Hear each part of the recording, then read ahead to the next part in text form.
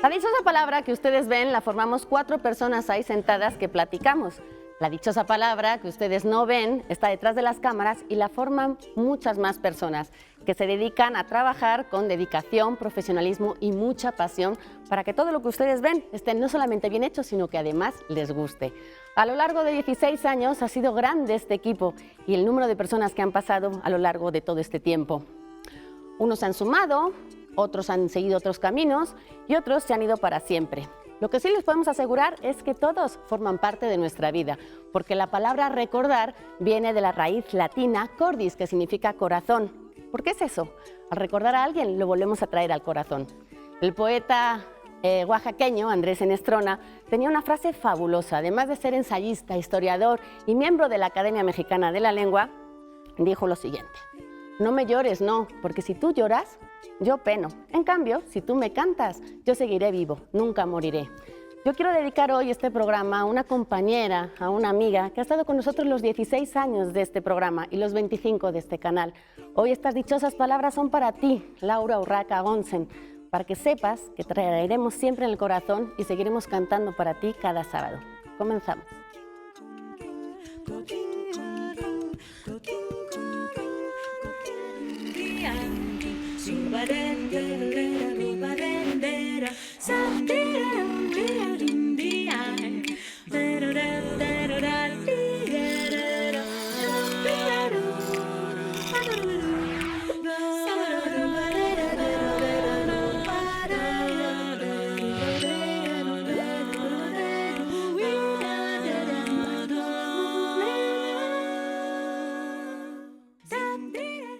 En la noche del corazón, la gota de tu nombre lento, en silencio, circula y cae, y rompe y desarrolla su agua. Son palabras de Pablo Neruda. Pablo, como ustedes saben, quiere decir pequeño, mínimo. Y así me siento yo cuando pienso en el mejor Neruda. Buenas noches tengan en su corazón. Soy Pablo, pero orgullosa.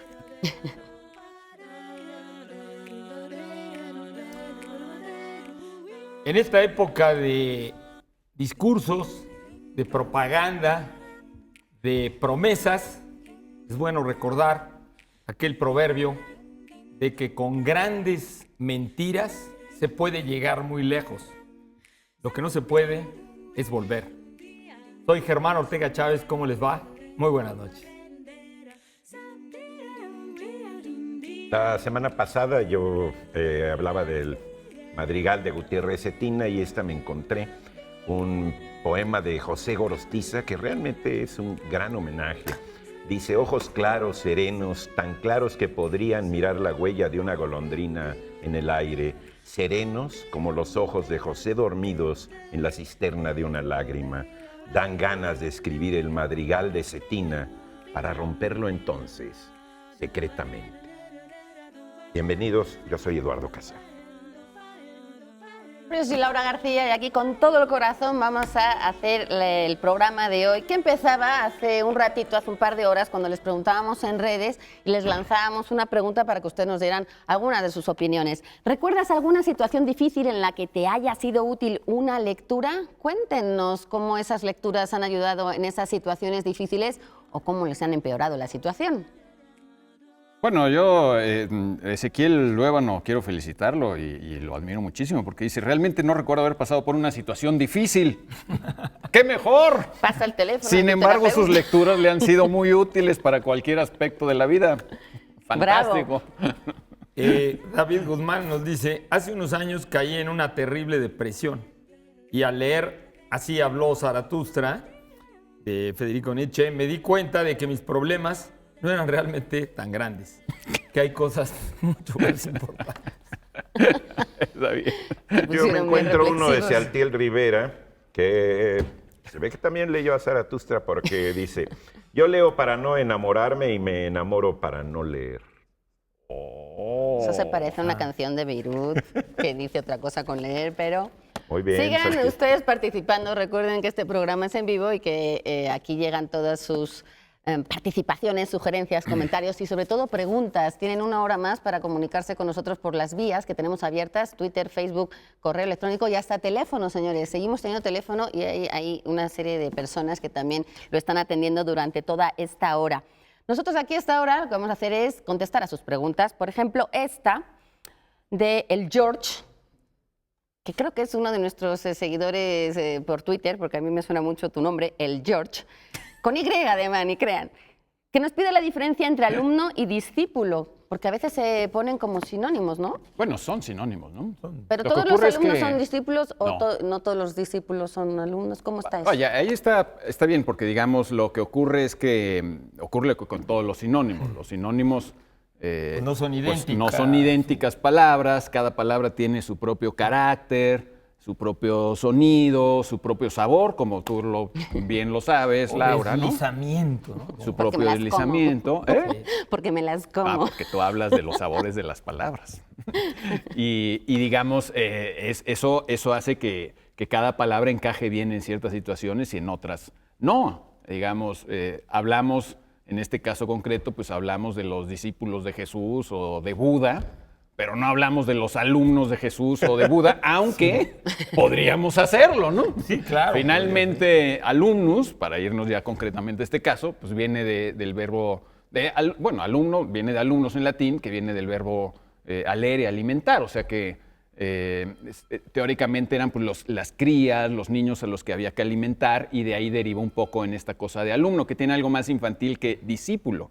Discípulo viene de dicere, que significaba aprender, al menos esa es la etimología más aceptada, aunque porque hay hay otras, discusiones, sí. hay discusiones y hay otras, probablemente venga de un verbo que significaba discutir o disputar, lo cual sería fantástico, porque significa que los discípulos de Jesús eran los que debatían con él y no le creían en un principio, y bueno, en cierto sentido también pasó. Entonces, discípulo es una palabra, digamos, no más completa, pero más adecuada para ciertas circunstancias, y alumno para otros, y otros sinónimos, pues para otras cosas, ¿no? O sea, estudiante, pues viene de estudio, que también viene de una palabra latina que significaba, pues, disciplina, concentración, O sea, que tendrá viene que de ver, discípulo. tendrá Disciplina que ver viene con de la manera de discípulo. aprender. O sea, aprendiz, por ejemplo, sería otra de esas, pero ¿sería con la manera en la que ellos aprenden? O sea, si uno recoge nada más y el otro discute, o cómo es Yo lo ese- sé, esa porque digamos, si enseñanza? alumnos viene de alimentar, pues los discípulos de Jesús se alimentaban, Se alimentaban de él, ¿no? también de él. Yo un poco como... Pero discutían y le cuestionaban. yo Sí, como- comían debe más. ser esa la etimología, Claro, no bueno, lo sé. yo como me le he pasado dando clase, yo un poco señalaría que en una educación formal hoy, en el uso, pues uno tiene a veces alumnos que no están muy contentos de ser tus alumnos, No, pues pero porque les tocó ser tus alumnos. ¿no? Están Entonces, inscritos. Están inscritos, y entonces pues son tus alumnos. Y yo fui su alumno, aunque pues, usted me caía medio gordo, Sí, sí, sí, o sí, no sí. la pasé bien, o pero, no me gustaba. Pero esos no te dirán, yo me siento su discípulo, Exacto. ¿no? Como En que cambio, siguen tus discípulo sí enseñanzas. tiene un sentido más claro de admiración, de seguimiento, de que te consideran una persona realmente que los ha transformado, ¿no? Yo procuro Claro, ser maestro. discípulo de Gorostiza, aunque nunca he sido alumno de él. Exacto. ¿sí? Pero hago esfuerzos constantes para seguirlo. ¿sí? Son santos patronos laicos, pero uno tiene sus... Claro, pero es curioso porque discípulo puede ser también sinónimo de seguidor. Ajá. Y en cambio, pues tú puedes Alumno, ser ¿no? seguidor Y de no aprender Shakira, nada. pero no te sientes alumno de Shakira tampoco, ¿no? que Depende no de cómo estarías... muevas bueno, la cadena. te puede... No, bueno, pero te da una asiática. el alumno... Hay que ir al gimnasio. El alumno, digamos que se centra más en el contenido, y el discípulo a lo mejor también incluye más al maestro, la personalidad del maestro, la Eso. forma de enseñar del maestro. Sí, y O sea, tiene más el en carácter cuenta. un poco más moral, más ético, más espiritual, discípulo tiene más que ver con eso, y por eso Sí, hablamos de pero los discípulos de Jesús o los de Buda, ¿no? Exacto, porque como que se ha deslizado hacia allá la palabra, allá, o sea, lo que se ha te ves. enriquecido. Pero Claro. etimológicamente, ¿no? Etimológicamente, Etimológico pues, no hay ninguna Etimológicamente diferencia. nada más Sí, sí, quiere sí. decir aprender, o sea, viene Y de aprender. estudiante es también tiene su delimitación, digamos, como académica, pero uno puede seguir siendo estudiante. Es Claro. decir, yo me siento estudiante de letras todo el tiempo, permanente. Ese sería el ideal. discípulo de- El Y ideal es que discípulo uno de nunca letras, ¿no? deje de ser estudiante, Sí, eso pero es sí lo ideal. debes dejar de ser alumno. Sí, ¿no? porque además, si no te vuelves fósil. Por eso se te disloca la Se te cadera. disloca la O, cadera. o el El sentido, sentido de geológico. estudiante también. Tú estabas diciendo ahorita que de estudiante, uno puede ser estudiante y no necesariamente tener un maestro. Uno está estudiando sí, y es sí, un sí. estudiante. En Puede cambio, ser con un libro. alumno sí Ya estás implica, inscrito. sí Sí, implica sí, sí, una sí. relación con un maestro. Aunque te ¿no? caiga Igual gordo. que el discípulo. Ya, Ok. sí. Escolar sería otro sinónimo. Escolar ¿no? aprendí. Y ahí viene de escola, que es lección en latín, ¿no? Sí. Que también pues, hay formales e informales, ¿no? Exacto. Ustedes quieren aprender de los libros que tenemos hoy aquí, porque tenemos una, no es trivia, es una pequeña un guiño que le hacemos dándoles una definición para que ustedes nos digan qué palabras se esconden detrás de esas palabras y se puedan llevar los fabulosos libros que siempre les tenemos preparados aquí sobre la mesa. Hoy buscamos un verbo, determinar el peso de algo, considerar con imparcialidad los argumentos contrarios respecto a una cuestión, sopesar, considerar, examinar el pro y el contra de un asunto, alabar, encomiar, elogiar. Es una palabra que tiene muchos significados, pero es de origen latino. Si ustedes saben rápidamente, no se peleen, que luego dicen que quién ha llegado primero. Bueno, aquí tenemos a mucha gente trabajando, les decíamos al principio, detrás de las cámaras, para llevarse, Pablo. Entre otros, tenemos ejemplares de Los Sertones de Euclides da Cunha, una novela épica, que por cierto usó Vargas Llosa para escribir su historia del fin del mundo, basada toda en hechos reales, en una guerra religiosa en Bahía, allá en Brasil. Y como es costumbre, tenemos una suscripción a la revista Este País. Ya salió el número de junio, que está dedicado a los fake news y trae un artículo muy bueno de Irene Tello Arista en portada. Este país. Bien, y para ustedes es difícil decir que una obra es pues, de las más leídas o de las más famosas en un determinado momento, pero lo mismo se puede decir de la Gioconda en pintura. Para ustedes, pues esta obra que sin lugar a dudas es un referente del mundo moderno, del gran William Shakespeare, esta edición bilingüe de cátedra, Hamlet, príncipe de Dinamarca. Uy, Dinamarca hoy. Y tenemos nombres. también una novela de Mario Lebrero, un escritor uruguayo. Yo no lo conocía. Cuando fue a Uruguay, Julia Santibáñez lo recomendó en Facebook. Y aquí ya llegó por parte de Random House. Se llama Dejen todo en mis manos. No dejen todo, pero sí aguántenos tantito porque nos vamos a un breve corte, pero volvemos enseguida aquí a la dichosa palabra. Hay mucho más. Nunca me gustaron las preguntas. Cállense todos. Pasa que de repente sientes que el hilo se hace delgado, muy delgado. El alma deja de comer. Ese es el momento. Te vencen las ganas de perderte, de irte lejos de lo que te duele. A veces piensas en tu niñez llena de roturas, en los amores torcidos, arruinados tantas veces, en los hijos que ya no tuviste en el vientre. Y un día ya no quieres pensar en nada. Las ilusiones se te vuelven hilachas. Y esa sensación de soledad, de ya no servirle a nadie, ni a ti misma. Me hastían las adulaciones inútiles. Y cuando las luces del escenario se apagan, la burbuja de la magia se revienta y te llevas otra vez más. El cuerpo cansado en la habitación sola, arrastrando memorias de pesadilla, pedazos de ti, como un espejo roto que en mala hora. Y que si los quieres juntar, nomás te rasgan. Morir es como una promesa. Ya no vas a volver a llorar. Nunca. Nunca. Me llaman la tequilera Alma Velasco, suma de letras.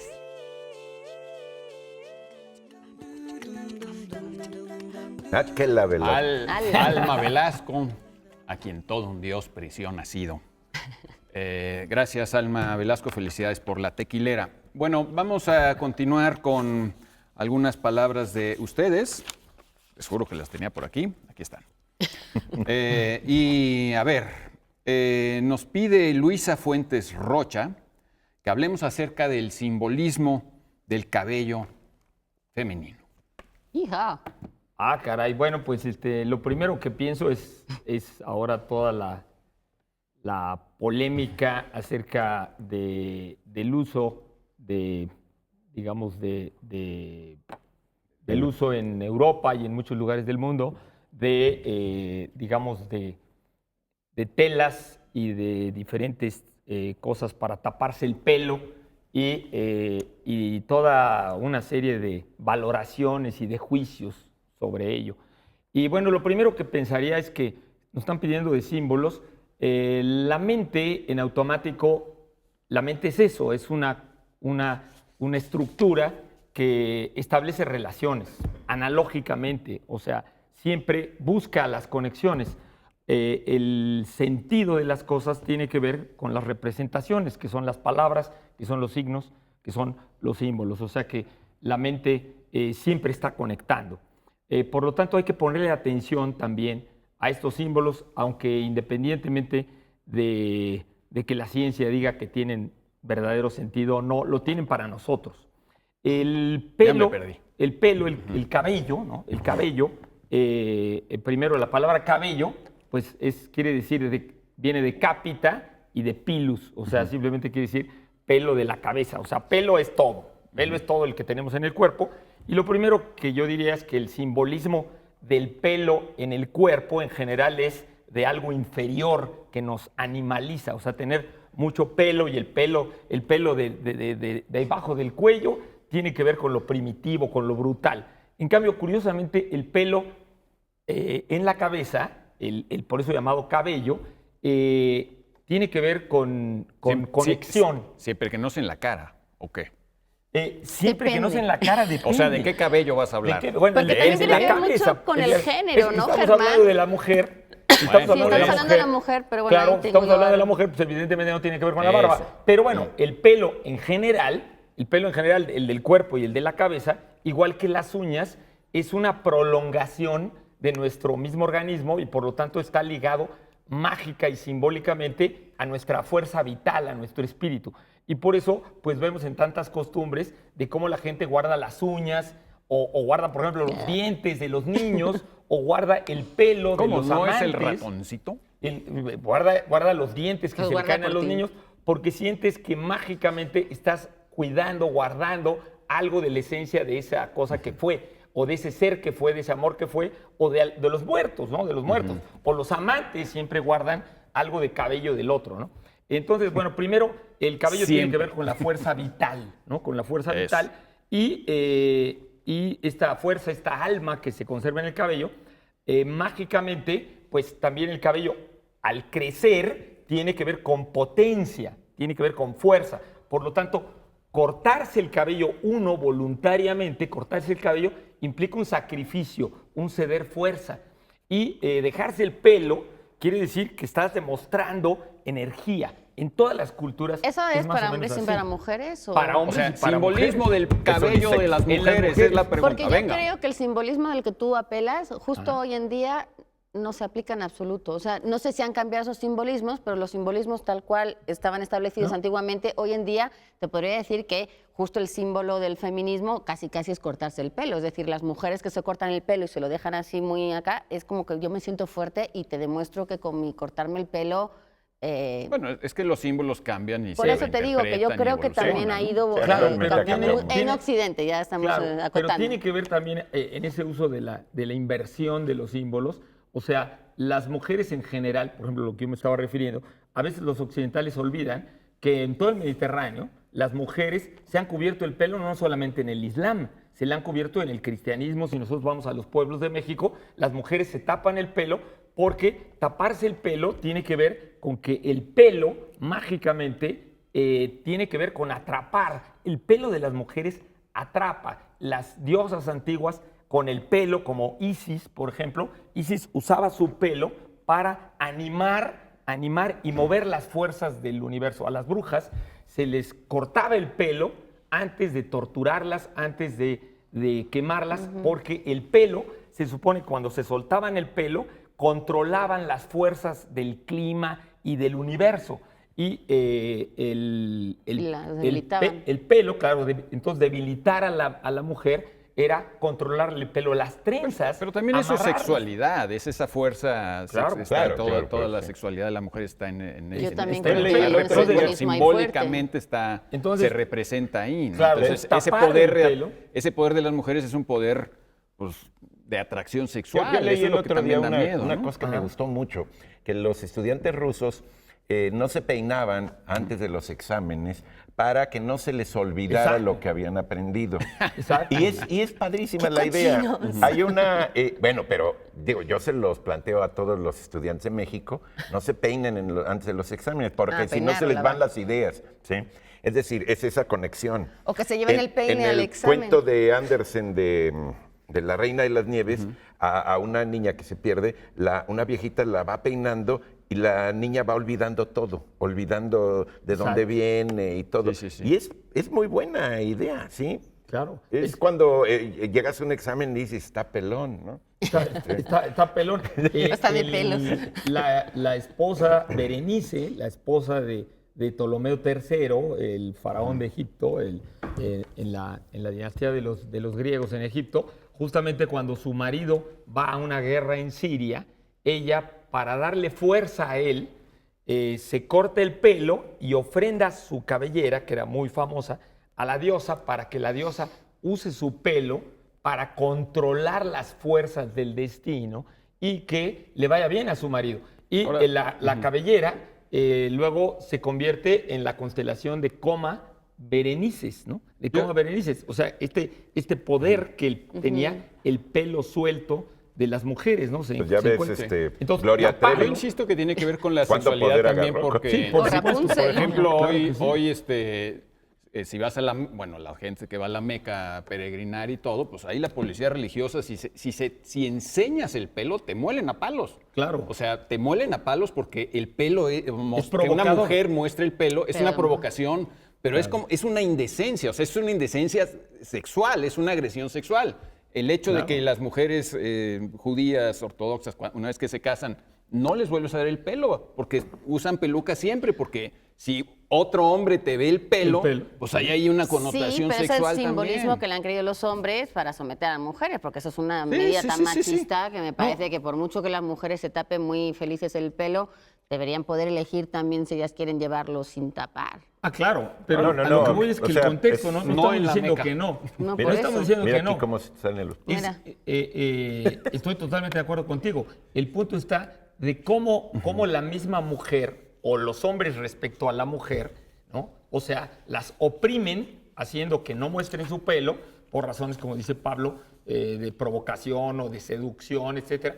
Pero hay una cosa, en efecto, de miedo en el caso de las mujeres, de miedo al pelo de las mujeres, muy primitivo, que tiene que ver con la fuerza, con la magia, con el sexo, con la provocación, y por lo tanto tapas a la mujer. Pero también hay un lado en que la mujer, al cubrirse el pelo y luego destapárselo cuando quiere destapárselo, siente que en ese contraste también, si ella tiene la libertad de hacerlo, tiene una fuerza, tiene un poder. Sí, un sí. poder ahí. O sea, estaría muy bien si lo pudiera hacer siempre. El problema Claro. es que si está acotado nada más a determinado lugar, con determinada gente, eso, ahí es donde no aparece su poder por ninguna parte, porque es un Exacto. poder muy controlado por todos estos miedos que parece ser que tiene el cabello de las mujeres, que es una creencia que pusieron los hombres o algún hombre que se sintió ahí. O sea, como que no sé hasta qué punto ese Sansón. simbolismo, Sansón, pues tiene que ver también con una ideología pues muy masculina. Yo lo- Opresora, dilo. Opresora y machista, lo digo. O sea, si tú quieres salir con el pelo cubierto, está perfecto, pero si Claro. lo quieres sacar también ¿Quieres descubierto, añadir algo? Yo voy a añadir algo, pero después del corte, porque tenemos que irnos Sí, a la vamos pausa. al corte. No, Vamos. yo ¿Sí? añado algo nada bien. más, sí, después. Bueno, vamos a la No, dichosa ya no. palabra. Recuerden ustedes que nosotros proponemos una definición y las primeras personas que sepan a qué palabra corresponde esta definición tendrán prioridad para llevarse los siguientes libros. La dichosa palabra dice esto: determinar el peso de algo. Considerar con imparcialidad los argumentos contrarios respecto a una cuestión. Sopesar, considerar, examinar el pro y el contra de un asunto. Pero también esta palabra significa alabar, encomiar, elogiar. Palabras de origen latino. Librosón. Con un prólogo de Sergio Pitol, editado por la UNAM, esta obra famosa de Joseph Conrad, Nostromo. Pitol llegó a traducir a Conrad, tradujo El corazón de las tinieblas. Y tenemos también un libro con un CD, con un poema magnífico de Óscar Oliva, Al volante de un automóvil por la carretera panamericana de Tuxtla a la Ciudad de México. Es hecho por Puerta Arbor, Producciones Culturales y el Fonca. Y viene en zoque, en tzotzil, en chol, en chiapa, en inglés y en latín. Es un ejercicio realmente de pluralidad lingüística muy, muy, muy interesante. Muy buen regalo. Y este lo quiero abrir para que lo vean porque sin duda la portada es muy bonita, pero lo interesante también viene dentro. Me has visto, es este libro de La Cifra Editorial, una editorial que tiene cosas maravillosas. Este es un texto de Kuo Nai Wen y con ilustraciones de Su Jianchin, que ha sido de los pocos que ha ganado premios en Taiwán recientemente. Me has visto es el título con el que buscaban a este gato callejero, que era el gato perdido del amigo del autor, y le escribió este libro para hablar un poco del desapego, de las despedidas y de las idas sin despedidas, y bueno, un poquito de la relación de los animales y los humanos. Está lleno de metáforas, es un muy buen libro para hablar un poquito de eso, de las personas que se van sin despedirse, de los animales que desaparecen. Me has visto, es un gran, gran libro. Pues yo no lo he visto, pero ya lo quiero ver. Nuestro productor se está mesando los cabellos. Así es que haremos una pausa, pero al regreso les prometo que habrá también más pelos en esta mesa.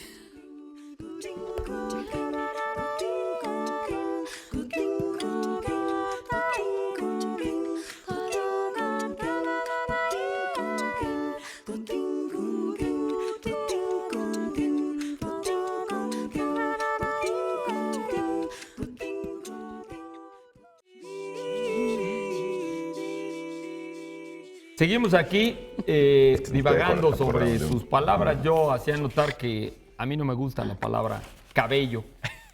Nunca uso la palabra cabello, me gusta pelo y nos decía Laura que en España nadie usa cabello tampoco. Pero Pablo quería agregar algo. Sí, estaba pensando que en la poesía mexicana faltan pelirrojas. Porque está esa famosa cabellera de India Brava, y ahí dice cabellera de India Brava. Manuel José Otón dice cabellera, no dice cabello, pero dice cabellera. Sí, que cabellera da una exuberancia muy padre. Exacto. Hay una pelirroja en un poema de Tablada, ¿eh? Hay una pelirroja en un poema. La voy a buscar. Sí. Porque en Octavio Paz dice, por ejemplo, tú y tu pelo lento relámpago, que debemos entender que es una güera. Además, o plateado. Güera, ¿no? Tú y tu pelo lento relámpago. En López Velarde hay una mujer de pelo castaño en Estás vedada tú. Es una antología de pelo. Y de pelo plateado, pues Canoso debe haber también más alusiones en general pelo a la literatura. y en las canciones. Porque también se presta mucho más con los colores. Y en las canciones, bueno, y los colores siempre tienen simbolismos. El pelo rojo, que estaba diciendo, siempre tuvo más que ver con las brujas y con el demonio, el pelo cobrizo, con los metales de la forja, ¿no? Y solo quiero volver a recomendar un libro que dimos hace unas semanas aquí, La cabellera andante. La cabellera andante también, de Margot Glantz. Es verdad. Es una antología de todas todas estas cosas, está muy, muy bonito. Bueno, nos pregunta Álvaro Rodríguez, ¿por qué el cielo se llama firmamento? Creo que porque era azul. Sí, bueno, ¿por qué? ¿Por qué era Pensé azul? que iban a preguntarme por qué era azul y yo, Es bonita. Porque es azul porque el azul es el color de las distancias. ¡Guau! Los montes se ven desmayé. azules de lejos y conforme te acercas van adquiriendo su tono tierra. Te salió y la verde, poeta, y a etcétera. estas horas No, de la no es noche. mío, eso es debe ser de Pellicer o alguien así. Sí. Alguien así. Sí, sí. O alguien de esa altura, pues, ¿no? ¿Y el firmamento? El firmamento, sí. Sí. Según yo, es porque hay estrellas que parecen estar fijas. ¿Sí? Claro. Y hecho, entonces todas. fijas es de firme los planetas se mueven y en relación con las estrellas, por eso se habla de ese tipo de estrellas errantes. Hay otras estrellas que como que giran, rotan alrededor de la estrella polar, y la estrella polar, pues, lo que tiene muy famoso es que está fija y entonces sirve como si fuera una especie de guía. Hay un librín que se llama Firmamentos Perdidos, de Guido Cossart, acaba de salir en el Fondo de Cultura, que habla de todas las cuestiones de, digamos, de la arqueoastronomía, le llaman. Es decir, a la astronomía de los pueblos antiguos, que se va deduciendo por signos, por maneras de notación, tiene que ver mucho con los calendarios. Es un libro muy, muy, muy fascinante. Es Ahora, que, firmes digamos, eran por todas, ejemplo, ¿no? Bueno, la palabra son planeta todas. significa vagabundo. Errante. pues claro. ahí está. Eso es lo que es un planeta. Planeta significa vagabundo, entonces esos andaban moviendo. Pero eso depende de cuándo lo descubrieran, porque en realidad si uno mira al cielo no ve nada moverse, ve brillar y Bueno, ve nosotros no, pero porque no ya lo no ves. vemos nada, nunca miramos al cielo. Volvemos pero a las lentes de antes. No, pero No, durante pero sí miles lo y ves. miles de años, los humanos lo que veían eran los cielos. No, pero sí Y ves parece- moverse los planetas a simple vista. O sea, a simple vista, claro que sí, Laura. Lo ves y al día siguiente tú estás viendo el cielo y justamente ves las estrellas fijas y ves Sí, de un día a para Marte. otro. Y ves a Marte, claro, pero Por lo eso, estás por viendo eso. todos los en días. el momento parece Por eso, algo es que ya firme, no es un- acostumbramos mirar al cielo, pero en su momento... No, pues es como Eso la sí son luna, mucho. las estrellas, la luna y las Pues la estrellas luna y los sí se planetas, mueve. evidente. Bueno, pero la luna tampoco se mueve, estás viendo así, cómo se mueve, tienes que esperarte un poquito. Bueno, si sí. pasa una nube atrás, sí. O sea, no no es una sabes si estrella se mueve la fugaz. luna o se mueve la nube. No Claro. es un avión ni A un lo que voy es satélite que- ahí. Y bueno, lo de firme Sería siempre se Superman. creyó Sí, claro, que era la lo bóveda, sólido, ¿no? la bóveda celeste. Yo Estaba firme. me acuerdo siempre los nacimientos que hacía Carlos Pellicer, que justamente en su casa tenía una bóveda que tenía agujeros y atrás tenía justamente las constelaciones del cielo de México y atrás tenía focos. Entonces llegaba uno y estaba siempre su nacimiento ahí y prendía y apagaba los focos como se iban apareciendo las estrellas. Y yo recuerdo pues, que él nos decía es que así las estrellas están en el firmamento, decía Pellicer. O sea, y esa idea de que es la última capa del universo, porque la mentalidad no se pensaba que era infinito, o sea, acababa en un muro y entonces pues, todas las estrellas estaban fijas ahí, estaban atoradas Sí, ahí. sí. A mí Eso estaba ahí. hay un poema de esos que quedan en la memoria popular, viene en el libro de poesía popular que ahorita me acuerdo, que es El perro cojo. Es un perro que tiene nada más 3 patas y entonces cuando se muere, don No es San mal- Roque le da una muleta de plata. Y entonces claro, sí, dice, sí. ¿ves estrellas, luceros? No, es mi perro que cuando anda con la muleta va haciendo agujeritos de plata. Ah. Sí. Y eso es muy... Andas muy romántico. Andaba haciendo bonito. agujeritos Sí, en el firmamento. está padrísimo. Se Ahora, llama El perro cojo. Edmund Halley, De Manuel Rodríguez fue el Carrasco. primero, Ya me o sea, acordé. ni Copérnico, Ni Ptolomeo. ni nadie, o sea, se dieron cuenta que las estrellas eran otros soles. O sea, el primero que se da cuenta es Halley. Y Halley es el que dice que las estrellas a la larga se están moviendo. Es Lo que pasa chistoso, es que porque hablando todos de- tenían un geocentrismo, es decir, todos al principio todos pensaban que la Tierra era la que estaba aquí y todo giraba en Sí, sí, torno sí. a la Tierra. Entonces, de alguna manera sí estaban diciendo que se movían. Y sin embargo, lo que se veía... No, pero No, se no, movían pero, unas pero el respecto firmamento. a otras. Sí, O sea, pero para no el ser firmamento. firmes. O sea, había El una firmamento esfera. siempre está había una firme, serie por de, eso se llama de firme. esferas firmes, sí. Ahora, yo me acuerdo de una anécdota curiosa de Neil deGrasse, un divulgador de la ciencia, que cuando fue a ver el Titanic, el Titanic se supone que todo está pegado históricamente y toda la reproducción es perfecta. La película. La película del Titanic de James Cameron. Y ¿Es cuando cierto? fue a ver, claro, la película, perdón. Sí, cuando fue a ver al Titanic. Cuando yo estuve ahí en el Se sumergió. 1912. No, le habló al director, el director se estaba jactando un día en una conversación de que todo era históricamente, lo habían reproducido perfecto, y Neil deGrasse le dijo, no es cierto. Dijo, ¿por qué no? Porque el cielo, es decir, el firmamento que muestras en el momento en el que se hunde, no era así en esas fechas. Tómala. Ah, ¿Y sabes qué hizo James Cameron? Porque era abril. Para la versión de DVD lo corrigió. Y el Lunático. firmamento, el cielo que se ve en la versión de DVD, no es el mismo que se vio Además, en el cine tampoco- y está corregido a la buena fecha cosa. Y te exacta voy a del decir por qué, hundimiento del porque el Titanic. cielo que se ve es del Pacífico y el Titanic se Sí. hundió en el Atlántico, claro, o sea, Sí, sí, había sí. movimiento ahí del trocito O sea que que se ve. al principio Sí. no le importó esa Pues no, Eso, no, no, que nadie se iba a históricamente fijar en no, eso. no tenía eso, pero sí, Pero sí, ya llega lo corrigió. un Habla bien script de él, lo astrólogo, corrigió. ¿verdad? Sí. Claro, Exacto. bueno, vamos A los astrólogos lo que más astrónomo. gordo les cae es que les digas astrólogos. Pues es que son, Sí. hoy ya son cosas Sí. muy distintas. Sí, pero En su entonces momento no lo aprovechen fueron. eso para hacer rabiar a algunos astrónomos. Pobres. Exacto. ¿Te cae mal alguno? No, me cae muy bien. Mi Julia Pero Carlos, la- qué bueno, etc. Sí, pero la astrología y la astronomía no estaban separadas hasta el Sí, siglo sí, sí. XVII. Que la prácticamente. dichosa, que no sé qué. Bueno, vamos con nuestra dichosa palabra del día de hoy. Determinar el peso de algo, considerar con imparcialidad los argumentos contrarios respecto a una cuestión, sopesar, considerar, examinar el pro y el contra de un asunto, alabar, encomiar, elogiar. Palabra de origen latino.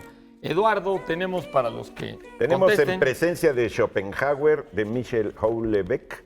Es una edición de anagrama. Debe estar muy bien. Si ustedes vieron la edición de los Oscars de este año, de los premios de la Academia Estadounidense, pues sabrán que La forma del agua ganó. Bueno, pues su director, Guillermo del Toro, además de ganar ese guión, también escribió junto con Daniel Kraus este libro basado en la película. Normalmente es al revés. Bueno, pues salió el libro de la película y cuenta de cómo los dos se conocieron y digamos que completaron una idea que los dos tenían. En el caso de Daniel Kraus, desde los 6 años dice que él ya había soñado con esta historia, para aquellos que le están ahora acusando de plagio. Y en el caso de Guillermo del Toro decía que había visto una película, La mujer y el monstruo, en el que al final no terminaban juntos. Bueno, pues La forma del agua, además de ser un peliculón, es un libro hoy que podemos disfrutar con unas estupendas imágenes creo que son de James James, la artista visual. Umbriel es la editora.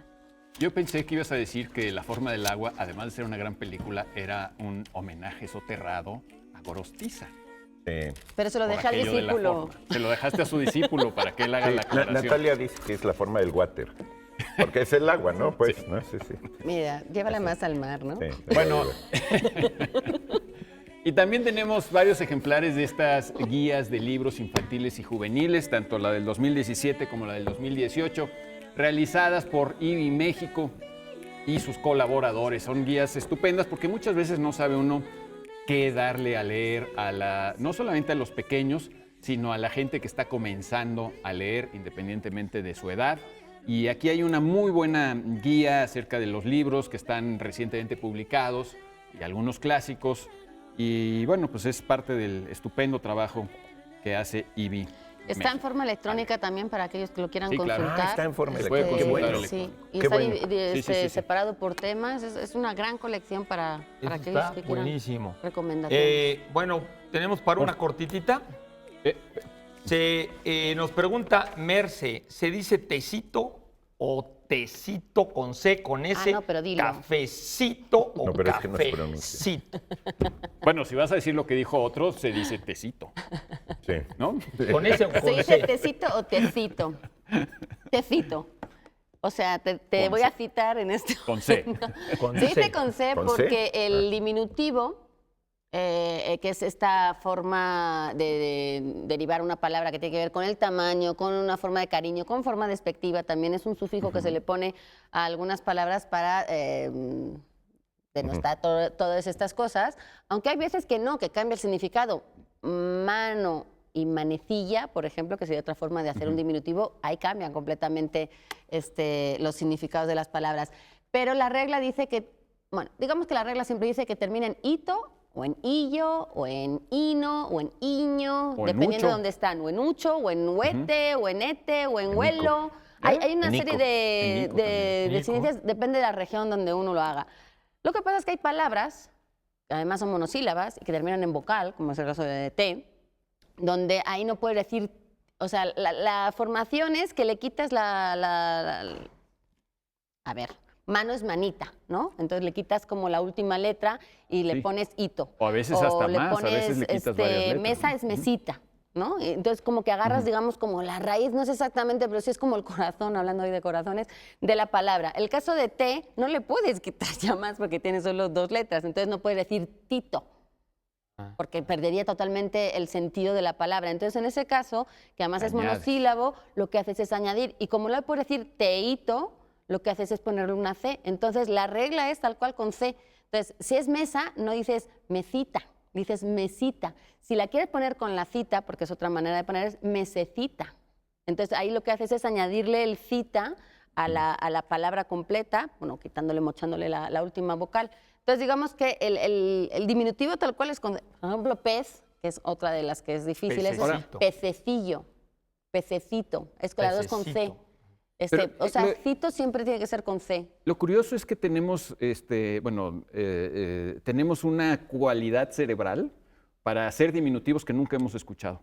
Sí. Y Más eso es aquí, muy interesante más aquí. porque construimos un diminutivo al vuelo y lo hacen los niños todo el tiempo. Y Que lo aunque hacemos no lo adultos. hayan oído. Aunque no lo hayas Pequeñitito, oído. No lo hayan pequeñitito, o sea, ya no es Sí, sí, pequeño, sí. es pequeñito, es pequeñititito. Y lo entiendes, o sea, si alguien inventa un diminutivo, tú entiendes que es un diminutivo. Y además yo creo que los mexicanos especialmente que Sí, que sí, tenemos sí, una sí. tradición de diminutivos Por cortesía para y cariño. suavizar, tenemos mucha más habilidad que otras gentes de habla hispana para Ahora, para todos hacer esos diminutivos, si los haces con añadiéndole el cito, que aquí es cito, siempre debería ser con C. Sí.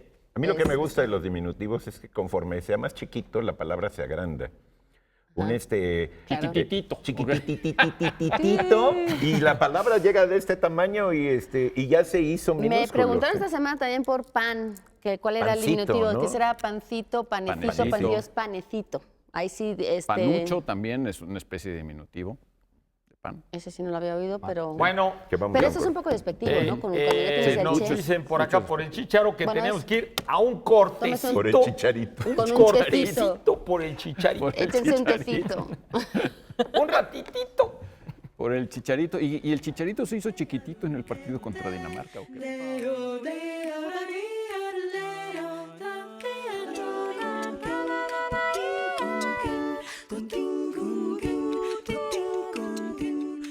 La pasamanería es el hilo que se le pone a los vestidos de torear, alterno de luces. Hay bordados en oro y plata, pero la pasamanería es únicamente los bordados en hilo, ya sea blanco o negro. Soy Mauricio Loken, cronista y periodista taurino y director de Casa de Arte Torerías.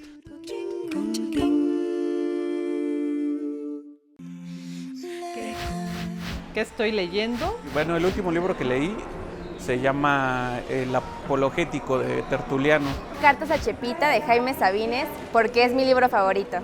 Acerca del cooperativismo. Estudio sociología y el autor que he estado leyendo se llama Mario Recci. Estoy leyendo El dorso del cangrejo de Natalia Toledo. Que rememora la persecución de los cristianos en la época imperial de Roma. Me está abriendo ahí un panorama. Es la primera vez que leo uno de los poemarios de Natalia Toledo. Estoy buscando ya otros, aunque sigo ya a punto de terminar este.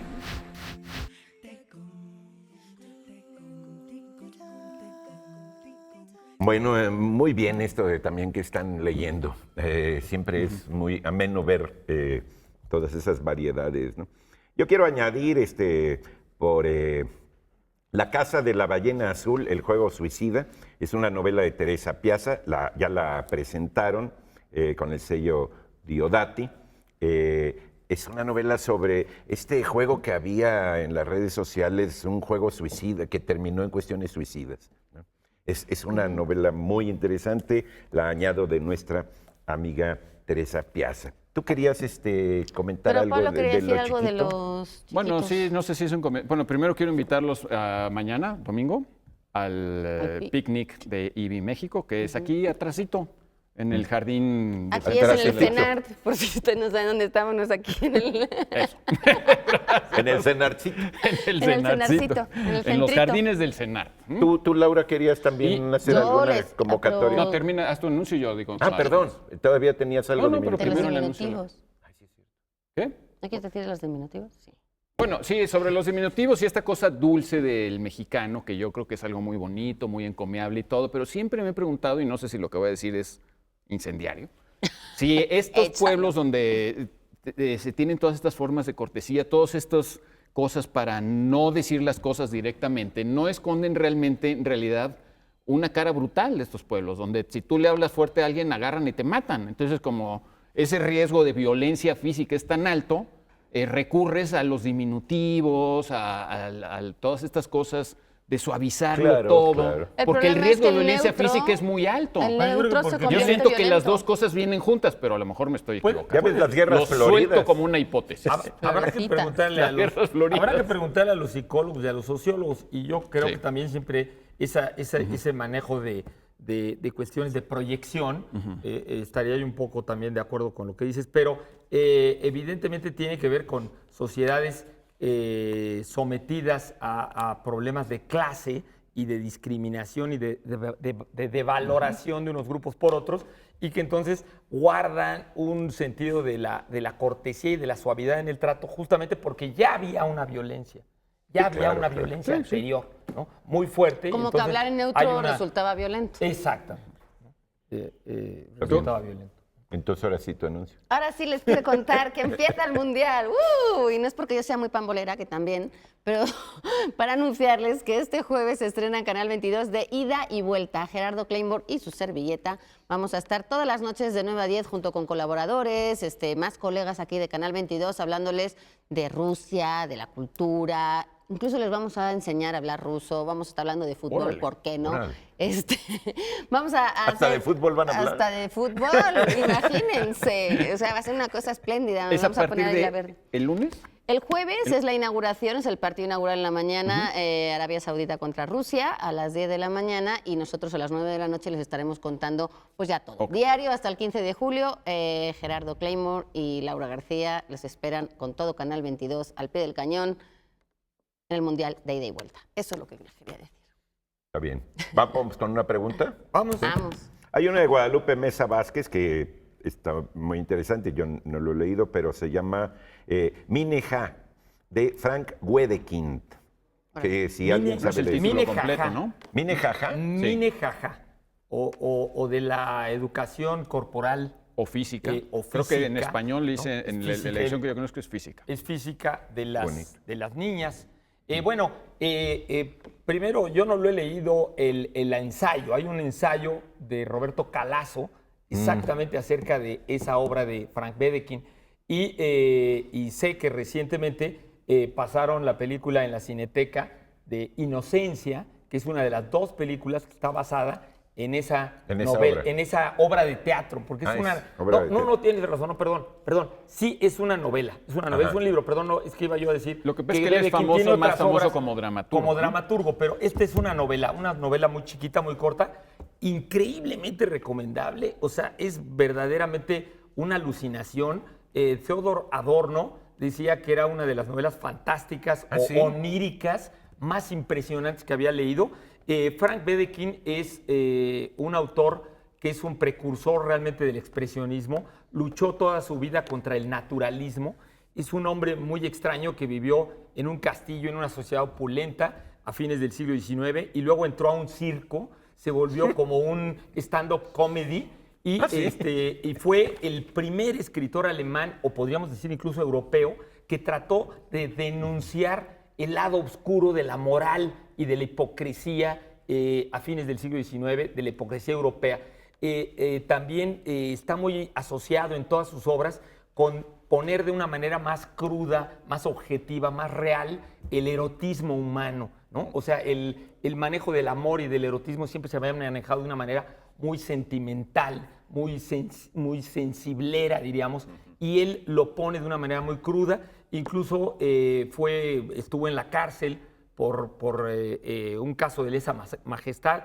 Era un hombre, dicen que muy simpático también, muy irónico, muy satírico, pero también que tenía una visión también muy cruda del mundo. Esta obra de Minejaja, por supuesto, está inspirada el nombre en el personaje femenino de Hiawatha, de Longfellow, de Henry La Wadsworth princesa Longfellow, india. la esposa o la novia de Hiawatha, ¿no? Que así se llama esta mujer. Y bueno, es una obra fascinante acerca de justamente la formación es como lo que llamarían los alemanes el Bildungsroman, de cómo crece una persona, cómo se forma una persona. Entonces, es toda una reflexión posterior al Despertar de la Primavera, que es una de las primeras obras de Frank Wedekind, acerca del crecimiento de las niñas, de cómo se educa a las niñas en Europa. Y la obra es a la vez una especie como de utopía, es un jardín imaginario o real, según uno crea, en el cual es una escuela en la cual a las niñas se les va educando allá en la escuela, pero se les va educando por otras niñas. Casi no hay más que gente de servicio, todas mujeres, y dos maestras que fueron alumnas también ahí, pero que nunca pudieron salir.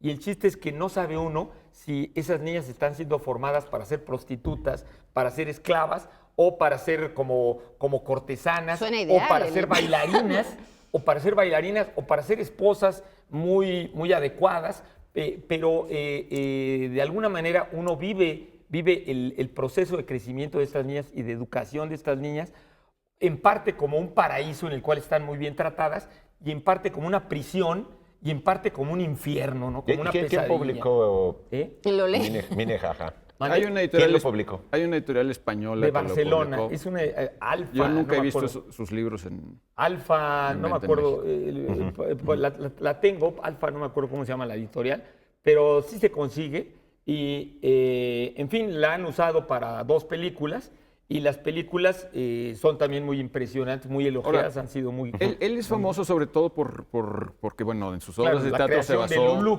Lulú, la ópera de Alban Berg, ¿no? de Alban Berg, y porque son Y 2 Lulú obras. también va de A la esas escuela. Lulú también es una prostituta, bueno, sí. No, o sea, finalmente... es una por eso, mujer aquí como todo. universal que se Pero convierte en una tenía mujer una obsesión con las súper prostitutas y él se seductora. acostaba todo el tiempo con las prostitutas. Luego se casó con una mujer a la que le llevaba como 50 años. Sí, y que era... Y y ella voy era a trató de mujer suicidarse. de Voy a ¿no? decir la dichosa palabra, antes de Venga, que nos muy caiga el bien. Lulú. O te meten en Determinar el unas peso de algo, considerar con imparcialidad los argumentos, sopesar, qué bonito, alabar, encomiar, elogiar. Ponderar era la palabra que estábamos buscando. Ahí está. Nunca bien sí. ponderada la Sí, dichosa palabra. la nunca bien ponderada. Nunca La bien nunca elogiada, nunca bien sopensada. Una persona nunca y tenemos bien a Efrén ponderada. Valtierra, Antonieta Ortiz, Rosa Ruiz, Gabriel Ortega, Guadalupe Hollín, como algunos de los que se ganaron algunos de los libros. ¿Alguien quiere añadir algo o ya nos vamos? Buenas noches. Buenas Mi noches. padre decía eso, es nunca suficientemente bien ponderado, amigo. Ponderado. Ahí significaba elogiar. Claro, elogiar, ¿no? Todos debían...